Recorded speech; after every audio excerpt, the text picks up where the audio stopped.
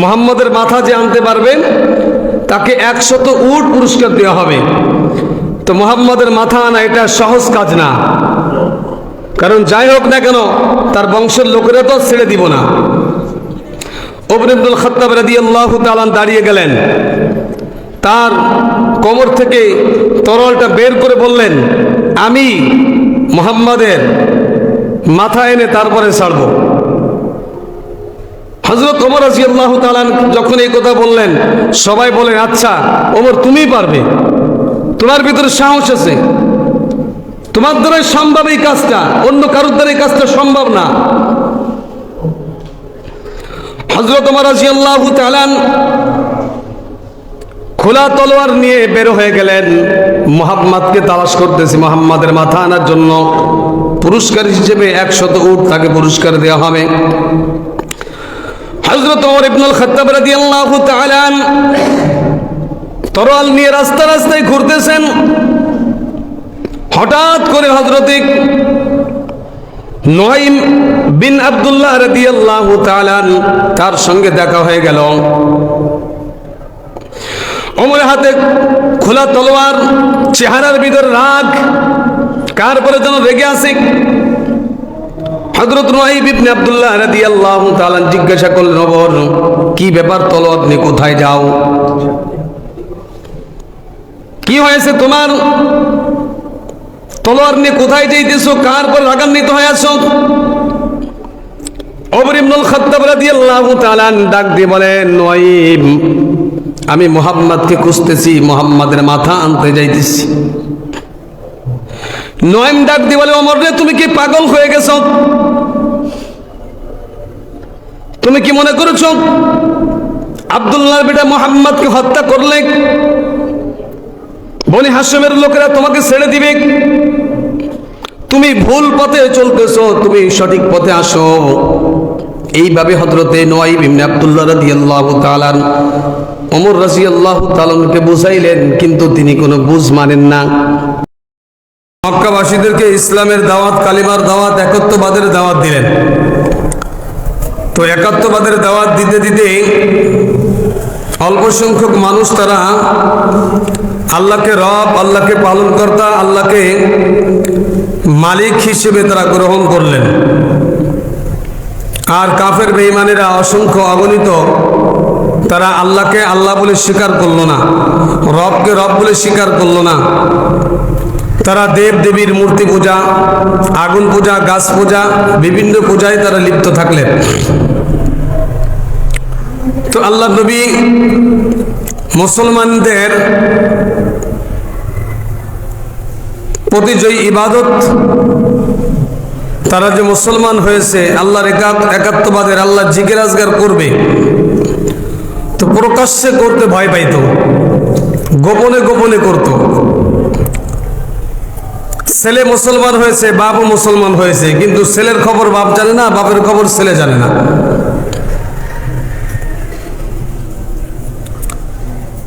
তো মুসলমানদের উপরে কাফের বেঈমানেরা বিভিন্ন প্রকারের নির্যাতন, অত্যাচার করলো। তো রাসূলের দাদা দুনিয়া থেকে চলে গেলেন, আবু তালেব, তখনও তিনি মুসলমান হন নাই। আবু তালেব তার একটা নেশা ছিল যে প্রতিদিন সে জঙ্গলে যাইতো শিকার করতে। এটা তার প্রতিদিনের নিত্যদিনের কাজ ছিল, শিকার না করলে ভালোই লাগতো না। তো একদিন শিকার করে বাড়ি আসার পর দেখে ভাতিজা মুহাম্মদ সাল্লাল্লাহু আলাইহি ওয়াসাল্লামকে কারা যেন কষ্ট দিয়েছে। খবর পাইলেন আবু জাহেল, তো তীর ধনুক নিয়ে চলে গেলেন বাইতুল্লাহর কাছে, যে দেখে যে ওখানে বসে তারা গল্প গুজব করতেছে। তিনি তখনও মুসলমান হয় নাই। তো আবু জাহেলকে আবু তালেব একটা ধমক দিলেন, ধমক দিয়ে বলতেছেন, এই আবু জাহেল, তুমি জানো না যে আমি মুসলমান হয়েছি? তোমার সাহস কি করে হয় আমার ভাতিজাকে আঘাত করা? খবরদার, আমার ভাতিজার বিরুদ্ধে কথা বললে, ভাতিজাকে যদি কোনো আঘাত করো, আমি আমার এই তলোয়ার দিয়ে তোমার মাথাকে তোমার দেহ থেকে আলাদা করে দিব। প্রথম ধমকেই আবু জাহেল এত ভয় পাইছে যে কথা বলার শক্তি হারিয়ে ফেলেছে। কিছুক্ষণের মধ্যে ওখান থেকে চলে গেলেন। এর কিছুদিন পরে এই আবু তালেব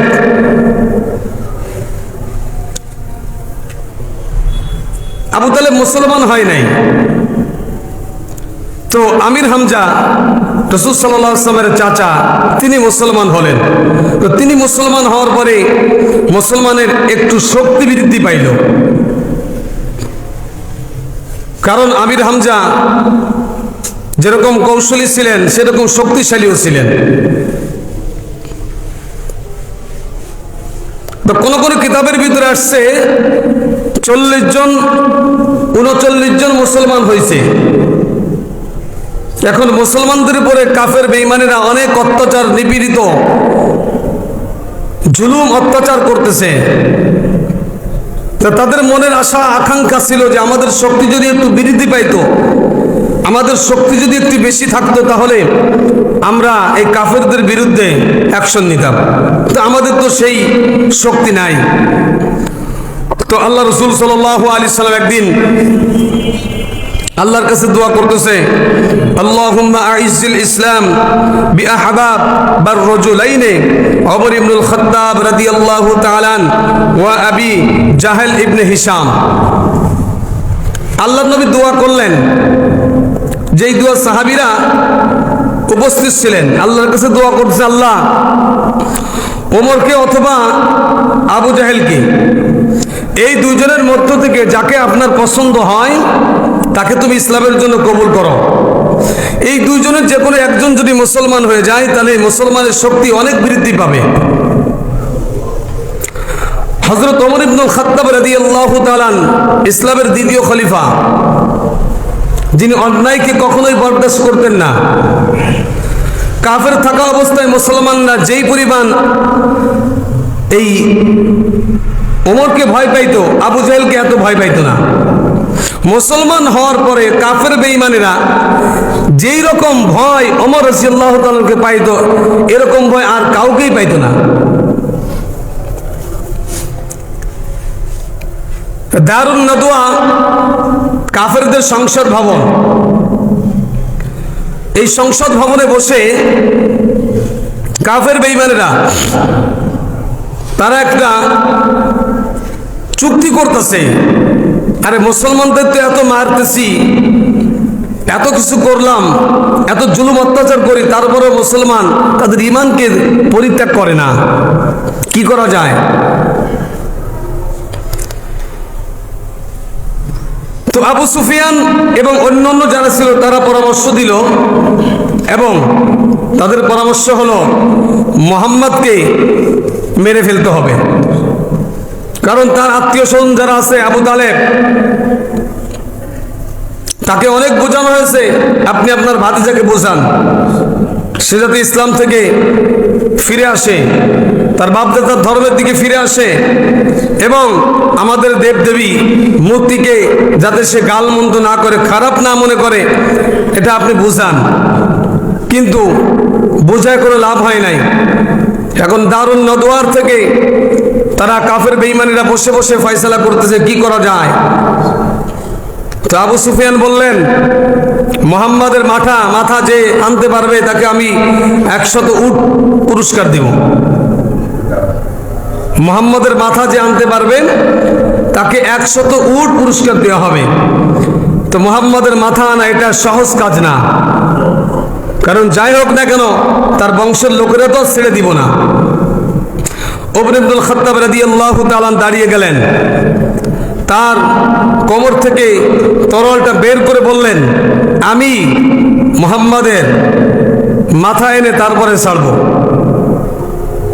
হযরত ওমর রাদিয়াল্লাহু তাআলা যখন এই কথা বললেন, সবাই বলেন, আচ্ছা ওমর তুমিই পারবে, তোমার ভিতরে সাহস আছে, তোমার দ্বারাই সম্ভব এই কাজটা, অন্য কারোর দ্বারা এই কাজটা সম্ভব না।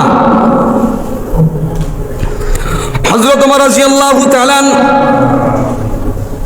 খোলা তলোয়ার নিয়ে বের হয়ে গেলেন। মুহাম্মদকে তালাশ করতেছি, মুহাম্মাদের মাথা আনার জন্য পুরস্কার হিসেবে 100 উট তাকে পুরস্কার দেওয়া হবে। হযরত ওমর ইবনুল খাত্তাব রাদিয়াল্লাহু তাআলা তরোয়াল নিয়ে রাস্তা রাস্তায় ঘুরতেছেন। হঠাৎ করে হযরতে নুআইম বিন আব্দুল্লাহ রাদিয়াল্লাহু তাআলা তার সঙ্গে দেখা হয়ে গেল। ওমরের হাতে খোলা তলোয়ার, চেহারার ভিতর রাগ, কার পরে যেন রেগে আছে। হযরত নুআইম ইবনে আব্দুল্লাহ রাদিয়াল্লাহু তাআলা জিজ্ঞাসা করলেন, ওমর কি ব্যাপার, তলোয়ার নিয়ে কোথায় যাও? কি হয়েছে তোমার? তলোয়ার নিয়ে কোথায় যাইতেছো? কার পর রাগান্বিত হয়ে আছো? ওমর ইবনুল খাত্তাব রাদিয়াল্লাহু তাআলা ডাক দিয়ে বলেন, নুআইম আমি মুহাম্মদকে খুঁজতেছি, মুহাম্মাদের মাথা আনতে যাইতেছি। নুআইম ডাক দিয়ে বলে, ওমর রে তুমি কি পাগল হয়ে গেছো? তুমি কি মনে করেছো আব্দুল্লাহর বেটা মুহাম্মদকে হত্যা করলে বনি হাশিমের লোকেরা তোমাকে ছেড়ে দিবে? তুমি ভুল পথে চলতেছো, তুমি সঠিক পথে আসো। এইভাবে হযরতে নুআইম ইবনে আব্দুল্লাহ রাদিয়াল্লাহু তাআলা ওমর রাদিয়াল্লাহু তাআলাকে বুঝাইলেন, কিন্তু তিনি কোনো বুঝ মানেন না। একবার ওমর রাদিয়াল্লাহু তাআলা নুআইমকে ডাক দিয়ে বলেন, নুআইম রে, আমার তো মনে হচ্ছে তুমি ইসলাম ধর্ম গ্রহণ করেছো, তুমি বেঈমান হয়ে গেছো, বাপ দাদার ধর্মকে ছেড়ে দিয়েছো, তুমি মনে হয় মুসলমান হয়ে গেছো। নুআইম যদি তুমি মুসলমান হয়ে থাকো, আমার কাছে যদি এই খবর আসে, তা সর্বপ্রথম মুহাম্মাদের মাথা আনার আগে নুআইম তোমার গর্দানটা আমি ফেলে দিব। হযরত নুআইম ইবনে আব্দুল্লাহ রাদিয়াল্লাহু তাআলা চিন্তা করলেন, এইভাবে ওমরকে বোঝানো যাবে না। ওমর রাদিয়াল্লাহু তাআলাকে নুআইম ডাক দিয়ে বলেন, ওমর রে, তুমি কি তোমার পরিবার পরিজনের খবর রাখছো? তুমি অন্যের মাথা আনতে যাইতেছো, অন্যের পর রাগান্বিত হয়ে গেছো, অথচ তোমার বোন এবং ভগ্নিপতি তারা মুসলমান হয়ে গেছে, তারা মুহাম্মাদের কাছে যে মুসলমান হয়ে আসছে। হযরত ওমর ইবনুল খাত্তাব রাদিয়াল্লাহু তাআলার রাগে পুরো শরীর লাল বর্ণ হয়ে গেছে, চোখ দিয়ে কেমন রক্ত বের হচ্ছে। হযরত ওমর ইবনুল খাত্তাব রাদিয়াল্লাহু তাআলা রাস্তা পরিবর্তন করে ফেললেন, মুহাম্মাদের দিকে যাইতেছিলেন। চিন্তা করলে মুহাম্মাদকে পরে দেখব, আগে আমার বোন এবং ভগ্নিপতিকে আগে দেখে আসি। হযরত ওমর ইবনুল খাত্তাব রাদিয়াল্লাহু তাআলা বোনের বাড়ি চলে গেলেন। বোন ওই সময় কুরআনুল কারীম থেকে সূরাতুত তাহা তেলাওয়াত করতেছিলেন। তাহা মা আনজালনা আলাইকাল কুরআনা লিতাশকা ইল্লা তাযকিরাতান লিমান ইয়াখশা তানজিলাম মিম্মান খালাকাল আরদা ওয়াস সামাওয়াতিল উলা। সূরাতুত তাহা তেলাওয়াত করতেছিলেন। এমন সময় হযরত ওমর ইবনুল খাত্তাব রাদিয়াল্লাহু তাআলা বোনের বাড়ির দরজায় গলা নড়াইলেন।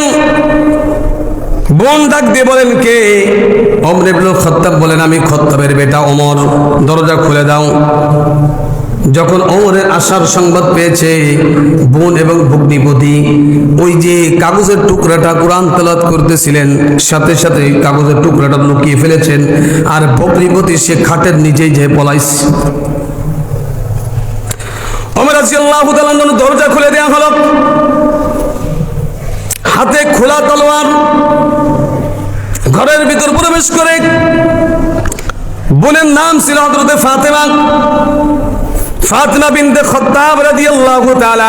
ফাতেমাকে ডাক দিয়ে বলতেন, ফাতেমা রে, আমি তোমার বাড়ির কিনারে আসার পরে তোমার বাড়ির ভিতর থেকে কি যেন একটা পড়ার আওয়াজ আমার কানে ভেসে আসছিল, কি তোমরা পড়তেছিলে? ফাতেমা ডাক দিয়ে বলেন, না, আমরা কিছুই পড়তেছিলাম না। এক পর্যায়ে কথা কাটাকাটি হওয়ার পরে হযরত ওমর ইবনুল খাত্তাব রাদিয়াল্লাহু তাআলা বোনের জামাইকে পাইলেন খাটের নিচেই। সেখান থেকে তাকে বের করে আঘাত করা শুরু করলেন, তাকে মারতেছিলেন, তার গর্দান ফেলে দিবেন। এমন একটা পর্যায়ে যখন চলে গেছে, ওমরের বোন ফাতেমা রাদিয়াল্লাহু তাআলা স্বামীর সামনে দাঁড়িয়ে বললেন, ভাই আপনি যদি আমার স্বামীকে মারতে চান তাহলে আমাকে আগে মেরে ফেলেন, তবে আপনি শুনে রাখেন আপনি আমাদেরকে মেরে ফেলতে পারবেন, তবে মুহাম্মাদের কলেমা আমরা ছাড়তে পারবো না। আমরা মুহাম্মাদের কলেমাকে হৃদয়ের ভিতরে স্থান দিয়েছি, আমরা আমাদের রবকে চিনে ফেলেছি, আমাদের মালিককে, আমাদের রবকে, আমাদের প্রভুকে, কে আমাদেরকে বানিয়েছেন, কে এই দুনিয়ার ভিতরে আমাদেরকে সৃষ্টি করেছেন, আসমান এবং জমিনকে সৃষ্টি করেছেন, সবকিছু আমরা বুঝতে পেরেছি, জানতে পেরে গেছি। অতএব আপনি যতই মারেন না কেন কোনো কাজ হবে না, কোনো লাভ হবে না। আমরা একবার ঈমান আনছি তো ঈমান আনছি, ঈমান পরিত্যাগ করব না, জীবন চলে যাবে। হযরত ওমর রাদিয়াল্লাহু তাআলা তার বোনের মুখের ভিতরে আঘাত করলেন। কিতাবের ভিতরে আসছে তার মুখের এখান থেকে ফেটে রক্ত বের হওয়া শুরু করলেন। হযরত ওমর রাদিয়াল্লাহু তাআলা বোনের মুখ দিয়ে যখন রক্ত বের হলেন, পুরো মুখটা রক্তে রঞ্জিত হয়ে গেছে। এই রক্ত দেখে হযরত ওমর রাদিয়াল্লাহু তাআলা হাতের থেকে তলোয়ার ফেলে দিলেন। এবার চিন্তা করলেন, এত সময় ধরে তাদেরকে আঘাত করা হচ্ছে, এত সময় ধরে তাকে মারা হচ্ছে, রক্ত রঞ্জিত করা হচ্ছে, ক্ষতবিক্ষত করে ফেলা হচ্ছে, শুধুমাত্র তাদেরকে বলা হল মুহাম্মাদের কলেমা ছেড়ে দাও, কিন্তু তারা জীবন দিতে প্রস্তুত, মুহাম্মাদের কলেমা ছাড়তে প্রস্তুত না। হযরত ওমর ইবনুল খাত্তাব রাদিয়াল্লাহু তাআলা তার সুর পাল্টে গেল। আগে ছিল কঠিন হৃদয়ের মালিক, এবার বললেন, বোন রে, এত তোদেরকে আঘাত করলাম, রক্তে তোমরা রঞ্জিত হয়ে গেছো, মুখ থেকে রক্ত বের হলে তোকে আমি মেরে ফেলতে চাইতেছিলাম, কিন্তু তারপরও মুহাম্মাদের কালেমা তুমি ছাড়তে চাও না। আমি সেই মুহাম্মাদের কালেমা, অর্থাৎ মুহাম্মদ যে কালেমা তোমাদেরকে শিখাইছেন, যে কথা তোমাদেরকে শিখাইছেন, যে বাণী তোমাদেরকে শিখাইছেন, আমি সেই বাণী শুনতে চাই। হযরত ফাতেমা রাদিয়াল্লাহু তাআলা ডাক দিল, ভাইজান, আল্লাহর কালাম হলো পবিত্র, আল্লাহর কালাম অপবিত্র ব্যক্তি কেউ ধরতে পারবে না। লা ইয়ামাসসুহু ইল্লাল মুতাহহারুন। আল্লাহ তাআলা বলেছেন, যারা পবিত্র তারাই কেবলমাত্র আমাকে ধরতে পারবে, অর্থাৎ কোরআনকে ধরতে পারবে। আমি কোরআনকে পবিত্র ছাড়া অপবিত্র কেউ ধরতে পারবে না। তুমি একজন কাফের, অমুসলমান, অতএব তুমি অপবিত্র। এবার বোনকে বললেন, তাহলে আমার কি করতে হবে? ওই যে রাত্রে দোয়া করছে, আল্লাহুম্মা রব্বুল আলামিন আইজ্জুল ইসলাম, তুমি ইসলামের জন্য কবুল করো রাজুলাইনে, দুই ব্যক্তি, ওমর ইবনুল খাত্তাব ও আবু জাহেল ইবনে হিশাম, আবু জাহেল ইবনে হিশাম অথবা ওমর ইবনুল খাত্তাব, এই দুইজনের যে কোনো একজনকে ইসলামের জন্য যদি কবুল করো তাহলে ইসলামের ভিতরে ইসলামের শক্তি আরো বৃদ্ধি পাবে। রাতের দোয়া করেছে রব্বুল আলামিন আল্লাহর কাছে, আল্লাহর হাবিব রাতের বেলা দোয়া করেছে, আর দিনের বেলায় ওই দোয়াটা আল্লাহর দরবারে কবুল হয়ে গেছে। হযরত ওমর ইবনুল খাত্তাব রাদিয়াল্লাহু তাআলা এবার গোসল করলেন, পবিত্র হয়ে আসলেন। এবার বোনকে বলতেছেন, বোন, তুমি যেই কালাম পড়তেছিলে ওই কালামগুলো আমাকে শোনাও, আমি একটু ওই কালাম শুনতে চাই। হযরতে ফাতেমা রাদিয়াল্লাহু তাআলা তখন সূরাতুত তাহা পড়ে শোনাইলেন, তাহা মা আনসালনা আলাইকাল কুরআনা লিতাশকা ইল্লা তাযকিরাতাল লিমান ইয়াখশা তানজিলাম মিম্মান খালাকাল আরদা ওয়াস সামাওয়াতিল উলা আর-রাহমানু আলাল আরশি ইসতাওয়া লাহু মা ফিস সামাওয়াতি ওয়া মা ফিল আরদ ওয়া মা বাইনাহুমা ওয়া মা তাহতাস সারা। এইভাবে সূরাতুত তাহা তেলাওয়াত করতে করতে করতে করতে যখন তেলাওয়াত করলেন, ইন্নানি আনাল্লাহ লা ইলাহা ইল্লা আনা ফা'বুদনি ওয়া আকিমিস সালাতা লিযিকরি ইন্নাস সাআতা আতিয়াতুন আকাদু খুফিহা লিতুজজা কুল্লু নাফসিন বিমা তাসআ। এ কালামে জিন্দা কুরআন হাকীম হিকমতে লা ইয়াজালস্তু কদীম। আল্লাহর কালাম যখন হযরত ওমর ইবনুল খাত্তাব রাদিয়াল্লাহু তাআলা পড়লেন, তার বোনের জবান থেকে যখন এই কোরআনুল কারীমের সূরাতুত তাহা যখন তেলাওয়াত করলেন, সূরাতুত তাহা তেলাওয়াত করতে যখন চলে আসলেন ইন্নানি আনাল্লাহ, আল্লাহ রাব্বুল আলামিন বলেন নিশ্চয়ই আমি আল্লাহ, ইন্নানি আনাল্লাহ, নিশ্চয়ই আমি আল্লাহ পাক রব্বুল আলামিন হচ্ছে আল্লাহ। লা ইলাহা ইল্লা আনা, আমি ছাড়া কোনো ইলাহ নাই, আমি ছাড়া কোনো মাবুদ নাই। ফাবুদুনি, অতএব তোমরা আমি রব্বুল আলামিনের ইবাদত করো। ওয়াকিমিস সালাতা লিযিকরি, আর আমার শরণার্থে আমার নামাজকে কায়েম করো। ইন্নাস সাআতা আতিয়াতুন আকাদু খুফিহা, নিশ্চয়ই কিয়ামত কায়েম হবে এবং তোমাদের ভালো এবং কাজগুলিকে আমি এই জন্য গোপন রাখছি। কিয়ামত এই জন্য আমি গোপন রাখছি যাতে তোমাদের ভালো মন্দর ফয়সালা ফল আমি তোমাদের কাছে দিতে পারি। ইন্নাস সাআতা আতিয়াতুন আকাদু খুফিহা, নিশ্চয় কিয়ামত অবশ্যই ঘটিত হবে, তবে আমি আল্লাহ তাআলা কিয়ামতকে গোপন রাখছি। কিসের জন্য গোপন রাখলাম? যে ব্যক্তি ভালো কাজ করবে ভালো কাজের প্রতিদান যাতে দিতে পারি, যেই লোকটা খারাপ কাজ করবে খারাপ কাজের প্রতিদান তার জন্য আমি দিতে পারি। এই জন্য আমি আল্লাহ তাআলা এই কিয়ামত কায়েম হবে এটা সত্য, তবে কিয়ামতকে আমি গোপন এই জন্য রেখেছি তোমরা দুনিয়ার বুকে যারা খারাপ কাজ করবে তাদেরকে আমি খারাপ কাজের শাস্তি দিতে পারি, যারা ভালো কাজ করবে ভালো কাজের প্রতিদান তাদেরকে দিতে পারি। এই জন্য আমি আল্লাহ তাআলা কিয়ামতকে গোপন রাখছি। হযরত ওমর ইবনুল খাত্তাব রাদিয়াল্লাহু তাআলা, তারা আরবি ভাষা ছিলেন, তাদের ভাষা ছিল আরবি। যখন ইন্নানি আনাল্লাহ লা ইলাহা ইল্লা আনা ফাবুদুনি, যখন এই আয়াতে কারিমা হযরত ফাতিমা রাদিয়াল্লাহু তাআলা তেলাওয়াত করলেন, হযরত ওমর রাদিয়াল্লাহু তাআলা চোখ দিয়ে পানি বের করে দিলেন। ইন্নানি আনাল্লাহ, আল্লাহ বলতেছেন নিশ্চয় আমি আল্লাহ, লা ইলাহা ইল্লা আনা ফাবুদুনি, আমি ছাড়া তোমাদের কোনো ইলাহ নাই, আমি ছাড়া তোমাদের কোনো মাবুদ নাই, আমি একমাত্র রব, যিনি হলেন পালনকর্তা, আসমান জমিনের সৃষ্টিকারী একমাত্র আমি আল্লাহ। হযরত ওমর ইবনুল খাত্তাব রাদিয়াল্লাহু তাআলা এই আয়াত কারিমা শোনার সাথে সাথে ওইখানে বসে পড়লেন। বোন ফাতেমাকে ডাক দিয়ে বলতেন, বোন আমি আর দেরি করতে চাই না, আমি মুহাম্মদুর রাসূলুল্লাহ সাল্লাল্লাহু আলাইহি ওয়াসাল্লামের দরবারে যেতে চাই। আল্লাহর নবী একজনের বাসার ভিতরে, ওই সময় তো ইসলাম তো এরকম প্রচার প্রসার ছিল না, প্রকাশ্যে ইসলামের দাওয়াতও দিতে পারতো না, প্রকাশ্য মানুষের কাছে নামাজের কথা বলতে পারতো না, জিকিরের কথা বলতে পারতো না। একজন ইবাদত করবে, ইবাদত করতো তারা পারতো না, প্রকাশ্যে গোপনে গোপনে করতো। আল্লাহর একজন সাহাবী, আল্লাহর নবীর একজন সাহাবীর বাড়ির ভিতরে, ঘরের ভিতরে হযরতে হামজা রাদিয়াল্লাহু তাআলা, ওমর রাদিয়াল্লাহু তাআলা যেই দিনকে ইসলাম ধর্ম গ্রহণ করেন তার 3 দিন আগেই হামজা রাদিয়াল্লাহু তাআলা ইসলাম ধর্ম গ্রহণ করেছে। ওই ঘরের ভিতরে সাহাবায়ে কেরাম বসে আছেন, সাহাবীদেরকে রাসূল সাল্লাল্লাহু আলাইহি ওয়াসাল্লাম তালিম দিতেছেন। এমন সময় হযরত ওমর ইবনুল খাত্তাব রাদিয়াল্লাহু তাআলা হাতে খোলা তলোয়ার নিয়ে ওই বাড়ির সামনে উপস্থিত হয়ে গেছে, দরজা কড়া নাড়া করছেন বা ডাক দিয়ে বলতেছেন কে বাইরে। তখন তিনি বলে আমি খাত্তাবের পিতা ওমর রাদিয়াল্লাহু তাআলা। ওমর যখন এই কথা বললেন সবাই নিশ্চুপ হয়ে গেল, সমস্ত সাহাবীরা নিশ্চুপ হয়ে গেল, সবাই ভয়ে কম্পন সৃষ্টি হয়েছে। ওমর আমাদের খবর পেয়ে গেছে, আজকে হয়তো ওমর আমাদের কাউকেই বাঁচিয়ে রাখবে না। হযরত হামজা রাদিয়াল্লাহু তাআলা ডাক দিবেন, কোনো ভয় পেও না, ওমর যদি কোনো খারাপ নিয়ত করে আমাদের এখানে আসে, তার কাছে যেই তলোয়ার আছে ওই তলোয়ার দিকে তাকে আমি শেষ করে দিব, তোমাদের ভয়ের কোনো কারণ নাই, তোমরা ভয় করো না। আল্লাহর নবী মুস্কি এসে বললেন, সাহাবীরে হযরত ওমর রাদিয়াল্লাহু তাআলা আসছে, তোমাদেরকে কোনো ক্ষতি করার জন্য আসে নাই, তার নিজের ক্ষতি সে নিজে বুঝতে পেরেছে, এই জন্য আমার কাছে আসছে।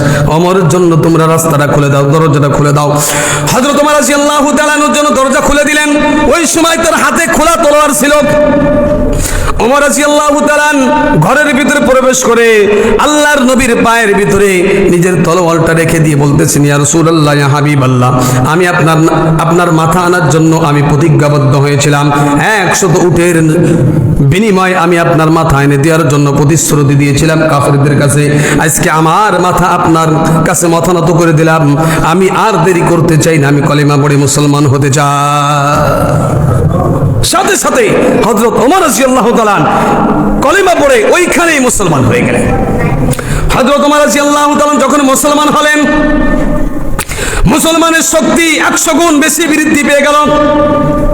আগে তো হযরত হামজা রাদিয়াল্লাহু তাআলা ইসলাম গ্রহণ করার কারণে, ইসলাম ধর্ম গ্রহণ করার কারণে হামজা তখন ইসলাম ধর্ম গ্রহণ করেছেন, মুসলমানের 100 শক্তি বৃদ্ধি পেয়েছে।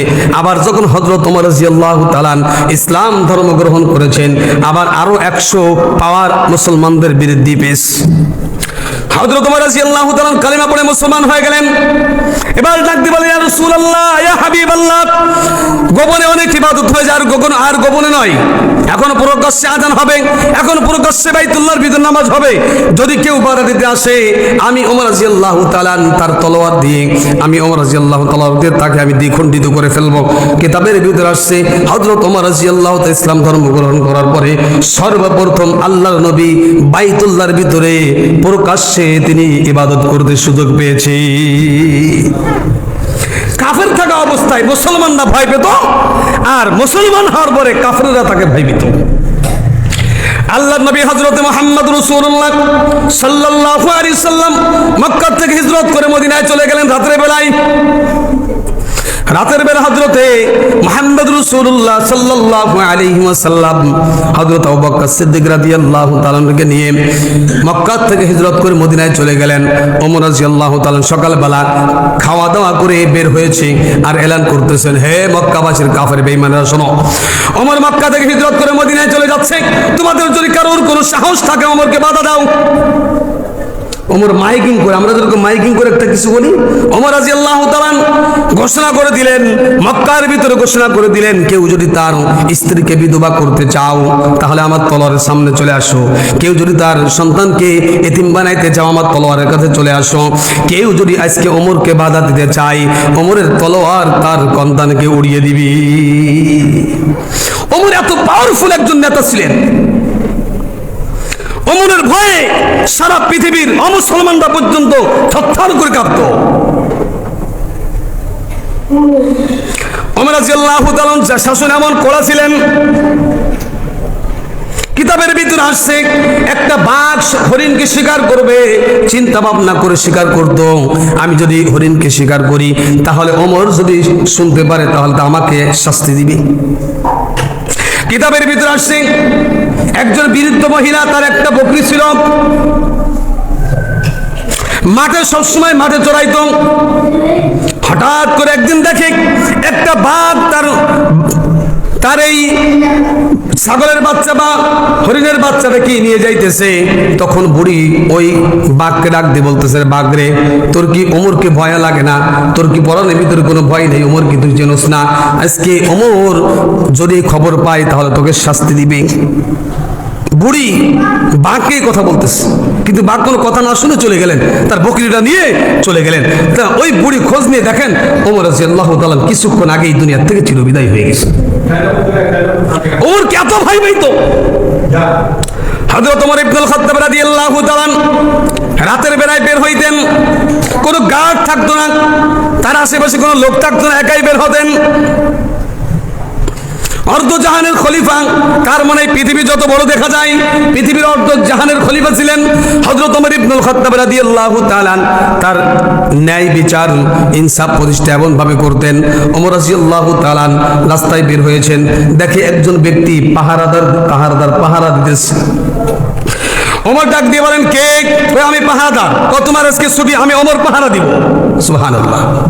একজন রাষ্ট্রনায়ক, একজন প্রধানমন্ত্রী, একজন পৃথিবীর অর্ধেক জাহানের বাদশা, তিনি তার চাকরকে বলতে চান, তোমার আজকে ছুটি, আজকে আমি ওমর রাদিয়াল্লাহু তাআলা পাহারা দিব, কোনো চিন্তা করো না, আমি ওমর, আমি আজকে পাহারা দিব, রাতে পাহারা দেন আজকে ওমর। ওমর রাদিয়াল্লাহু তাআলা যখন ঘুমাইতেন তার মাথার নিচে একটা ইট দিয়া তারপরে ঘুমাইতেন, তার পাথরের টুকরা দিয়া। আজকে আমরা যদি ক্ষমতায় যাই, ক্ষমতায় যাওয়ার আগেই আমাদের এত বিলাসিতা, ক্ষমতায় যাওয়ার পরে তারা সম্পদ লুটে এত বিলাসিতা করে। হযরত ওমর রাদিয়াল্লাহু তাআলা অর্ধ জাহানের খলিফা ছিলেন। ওমর ইবনুল খাত্তাব রাদিয়াল্লাহু তাআলা জামানায় বিদেশ থেকে কিছু কাপড় আসছে, প্রত্যেকটা উম্মতদেরকে, প্রত্যেকটা মানুষদেরকে তারা ভাগ করে দিয়েছেন। এখন তো শীতের বেলায় কম্বল আসে সরকারি, যার কারণে সরকারি কর্মচারী তারাই পায়, কর্মচারীর ভিতরে যারা এলাকার জনগণ তারা একটাও পায় না। শীতের কম্বল বিতরণ হচ্ছে, শীতের কম্বল আসছে সরকারি পক্ষ থেকে, গরিবরা একটাও পায় না। যারা পাওয়ার দরকার ছিল তারা একটাও পায় না, আর যাদের কাছে আছে তারা আরো কি করে গুদুমজাত করে রাখে, ঘরের ভিতরে নিয়ে রাখে আরো বেশি করে যায়। আল্লাহু আকবার। পোলের ঠান্ডা, পোলের উপরে বিছাইছে কম্বল, সরকারি কম্বল বিছাইছে,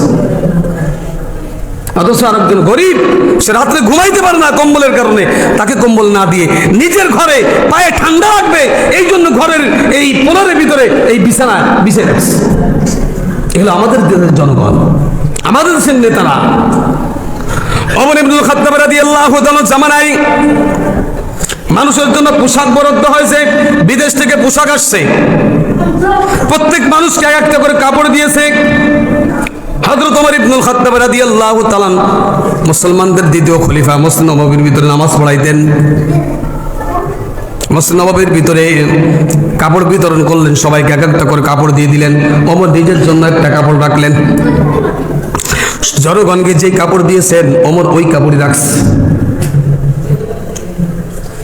প্রত্যেককে এক একটা করে কাপড় দিয়েছে। জুমার দিন হযরত ওমর ইবনুল খাত্তাব রাদিয়াল্লাহু তাআলা জুমার নামাজের সময় হয়ে যাচ্ছে, এখনো তিনি মসজিদ নববীর ভিতরে আসতেছে না। একজন যুবককে বললেন, যাও, মুসল্লিরা বলতেছেন যাও ওমরকে একটু ডেকে আনো। কি ব্যাপার, ওমর আজকে জুমার নামাজ পড়াইতে আসবে না? যাও ওমরকে একটু ডেকে আনো। ওমরকে ডাকার জন্য ওমর রাদিয়াল্লাহু তাআলা বাড়ি গেছে। যাই দেখি হযরত ওমর রাদিয়াল্লাহু তাআলা কাপড় রোদ্রে শুকাই দিয়া ওইখানেই বসে আছে। বোঝেন কথা, বোঝেন আপনারা? অর্ধজাহানের খলিফা জুমার নামাজ পড়াইবে, মসজিদ নববীর খতিব, সে তার জামা পরিষ্কার করে রোদ্রে শুকানোর জন্য ওখানে বসে আছে। তার মানে তার জামা কয়টা? একটা জামা। হযরত ওমর রাদিয়াল্লাহু তাআলাকে মুসল্লিরা খবর দিলেন আমাদের সময় হয়ে গেছে, আপনি আসেন। হযরত ওমর রাদিয়াল্লাহু তাআলা বললেন, আর 2-1 মিনিটের ভিতরে আমার কাপড়টা শুকাই যাবে, আমি আসতেছি, যাও। কিছুক্ষণ পরে হযরত ওমর রাদিয়াল্লাহু তাআলা আসলেন, মসজিদ নববীর ভিতরে ঢুকলেন। খুতবা দেওয়ার জন্য যখন দাঁড়াইলেন, খুতবা দেওয়ার জন্য যখন মেম্বারে দাঁড়াইলেন, হঠাৎ করে একজন যুবক দাঁড়িয়ে বললেন, ওমর, তোমার খুতবা পরে শোনো, আমার প্রশ্নের জবাব দেওয়া আগে। হযরত ওমর রাদিয়াল্লাহু তাআলা তার চেহারার দিকে তাকাইয়ে কোনো মানুষ কথা বলার সাহস পাইতো না। কাফের বেঈমানেরা হযরত ওমর রাদিয়াল্লাহু তাআলাকে দেখে এত ভয় পাইতো। ওমরকে বাধা দেওয়ার মতন লোক ওই সময় মক্কা এবং মদিনার ভিতরে কেউ ছিল না। হযরত ওমর রাদিয়াল্লাহু তাআলা একজন যুবক দাঁড়িয়ে বলেন, আমার প্রশ্নের জবাব আগে, তারপরে তোমার নামাজ পড়বা। আমার প্রশ্নের জবাব আগে দেওয়ার পরে তারপরে তুমি খুতবা দিয়া তারপরে নামাজ পড়াইবা। প্রশ্নের জবাব যদি সঠিকভাবে না দিই, তোমাকে কিন্তু এই মজলিসের ভিতরে এই মসজিদ নববীর খেতাবাতের দায়িত্ব তোমার থেকে কেড়ে নেওয়া হবে। তোমাকে আর আমরা তোমাকে সেনাপ্রধান মানবো না, তোমাকে রাষ্ট্রপ্রধান আর মানবো না। আমাদের প্রশ্নের জবাব দেওয়ার পরে তারপরে তোমার নামাজ পড়াইতে হবে। ওমর রাদিয়াল্লাহু তাআলা থমকে দাঁড়িয়ে গেলেন। যুবককে ডাক দিয়ে বলেন, যুবক, তোমার প্রশ্নটা করো, আমি জবাব দিতে প্রস্তুত। এবার যুবক ডাক দিয়ে বলছে, ওমর রে, আমরা এই দেশের নাগরিক, আমরা কিন্তু এই দেশের নাগরিক, আপনিও কিন্তু এই দেশের নাগরিক। কিছুদিন আগে বিদেশ থেকে কিছু কাপড় আসছিল। ওমরকে বলতেছেন, ওমর রে, সবাইকে তো এক একটা কাপড় দেওয়া হয়েছে, কিন্তু সবাই তার কাপড় দিয়ে জামা বানাইছে, লম্বা জামা হয় নাই, হাঁটু পর্যন্ত হয়। প্রত্যেকের জামা লম্বা হয়েছে হাঁটু পর্যন্ত, কিন্তু ওমর, তোমার গায়ে যে জামাটা দেখা যায় ওই জামাটা তো টাকনো পর্যন্ত পৌঁছাই গেছে। এত বড় জামা তুমি কোথায় পাইলে? তাহলে কি তুমি 2টা কাপড় নিয়েছো? প্রশ্ন বলছেন আপনারা? প্রশ্ন বোঝেন নাই? বোঝেন নাই মনে হয়। ওমর রাদিয়াল্লাহু তাআলাকে বললেন, প্রত্যেকে এক একটা কাপড় দেওয়া হয়েছে, প্রত্যেকে তার কাপড় দিয়া জামা বানিয়েছেন, কিন্তু হাঁটু পর্যন্ত হয়েছে। কিন্তু ওমর, তুমি যে কাপড়টা পরে নামাজ পড়াইতে আসছো, ওই কাপড়টা দেখা যায় লম্বা হাঁটু পর্যন্ত না, এই যে টাকনু পর্যন্ত পৌঁছে গেছে, তার মানে আরো 1 হাত লম্বা। তাহলে কি তুমি ক্ষমতা দেখাইয়া 2টা কাপড় বেশি নিয়েছো? হযরত ওমর রাদিয়াল্লাহু তাআলা ওকে ধমকে বসে বললেন, কথা আর বলতে পারতেছে না। ওমর ইবনে আব্দুল্লাহ, ওমর রাদিয়াল্লাহু তাআলার সন্তান, ওই মজলিসের ভিতরে, মসজিদ নববীর ভিতরে ছিলেন। তিনি ডাক দিয়ে বলতেছেন, ভাইজান রে, আমার বাবা প্রশ্নের জবাব দিতে পারবে না, কারণ তুমি যে প্রশ্ন করেছো আমি প্রশ্নের জবাবটা দিয়ে দিই। ওমর রাদিয়াল্লাহু তাআলা তিনি বলতেছেন, তার সন্তান বলতেছেন, শোনো, তুমি যেরকম ভাবে একটা কাপড় পেয়েছো, আমার আব্বাজান একটা কাপড় পেয়েছে, আমি এই দেশের নাগরিক, আমি একটা কাপড় পেয়েছি। তবে আমার আব্বাজানের বয়সটা একটু বেশি হয়ে গেছে, তার একটু ঠান্ডার একটু সমস্যা। চিন্তা করলাম ছোট জামা পরে তার ঠান্ডা একটু বেশি লাগবে, এই জন্য আমি যে কাপড়ের টুকরাটা পেয়েছিলাম ওই কাপড়ের টুকরা আব্বাজানকে দিয়েছি এবং বলেছি, আব্বাজান এই 2 টুকরা কাপড় দিয়ে তুমি জামা বানাইবা। আমার টুকরা কাপড় এবং আব্বাজানের টুকরা কাপড়, 2 টুকরা কাপড় দিয়ে লম্বা জামা বানিয়েছেন। ওমর তার ইনসাফ কায়েম করেছে, বেইনসাফি করে নাই। সে একটাই নিয়েছে, 2টা কাপড় নেয় নাই। আমার দেশের জনগণ কিছুই পায় না, খালি নেতারাই পায়। নেতারা খালি বড় হইতেছে, টাকার মালিক হচ্ছে। যখন ধরা পড়ে দেখা যায় 400 কোটির মালিক, 500 কোটি, 1000 কোটি টাকার মালিক কোত্থেকে আসছে?